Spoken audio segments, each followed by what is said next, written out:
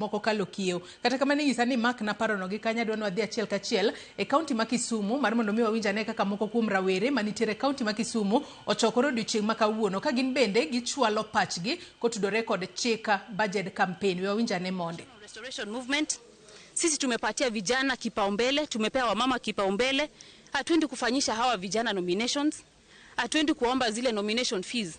So tayari tumewarahisishia kazi, so tunaomba na IEBC ipartner na sisi ili tukapate kuinua vijana, tukapate kuinua wamama, wakapate kupata fair ground ya kuuliza hii viti ya uongozi. Kwa sababu ukiangalia kama sahi vijana sio wengi, tuko na huo uwezo wa kuvuta hizo resources zote zenye zinahitajika, especially kama kuuliza kiti ya governor, kuuliza hata kiti ya president.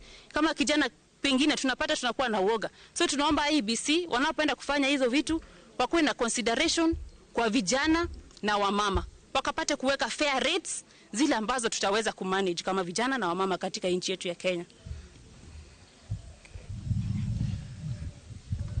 Okay, erokamano ahinya. An iluonga ni Joshua Opiyo. Wuok Kisumu East Sub County, Kolwa Central Ward. Koro wabiro odiochieng' ma kawuono to gi chama mar NRM to gi IEBC sani wakwayo IEBC ni mondo ka giyie to gi consider vijana masani, nikech kwadwa chung vijana dwa chung tineno ka budget ni malo. Vijana ok nyal nikech waonge gi resources, gi wamama gi mine ma tindo ok nyal. Koro wakwayo IEBC ni mondo gi timnwa gimoro mondo ka wadwaro chung to wayudie budget moro manyalo konyo vijana, nikech king'iyo economy masani ok favor joma youth.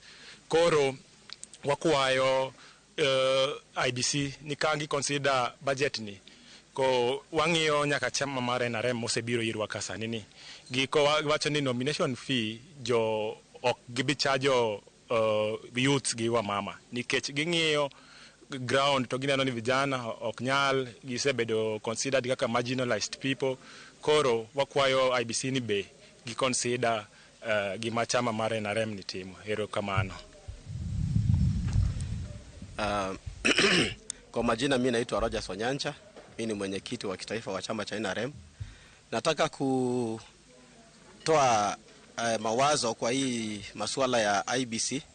Kwanza vile walitoa hiyo budgeting ya campaign ni kwamba wana encourage corruption, sababu vijana hakuna vile unaweza kuwa na capacity ya kutumia hiyo pesa IEBC imeweka kwamba ni kiwango cha kutumia katika campaign. Wewe unatarajia rais atumie 6.1 billion ila mshahara yake kwa miaka 5 ni chini ya milioni 200. So unatarajia recover hiyo pesa nyingine kutoka wapi?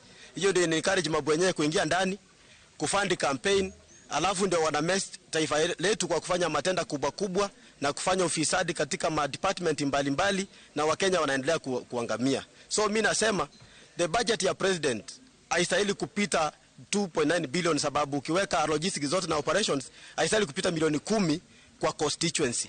Kwa hivyo sioni vile walikuwa wanajaribu kuangalia hayo masuala ya kuweka budget ambayo ni